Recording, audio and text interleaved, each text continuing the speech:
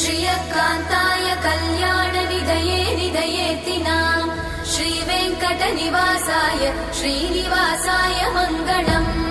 लक्ष्मी सविभ्रमालोक सुभ्रूविभ्रमचक्षुषे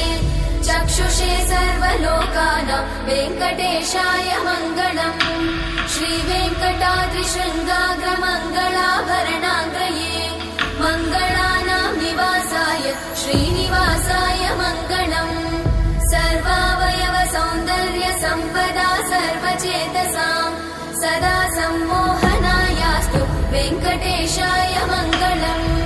नित्याय निरवध्याय सत्यानन्द चिदात्मने सर्वान्तरात्मने श्रीमद् वेङ्कटेशाय मङ्गलम् स्वतः सर्वविदे सर्वशक्तये सर्वशेषिने सुलभाय सुशीलाय वेङ्कटेशाय मङ्गलम्।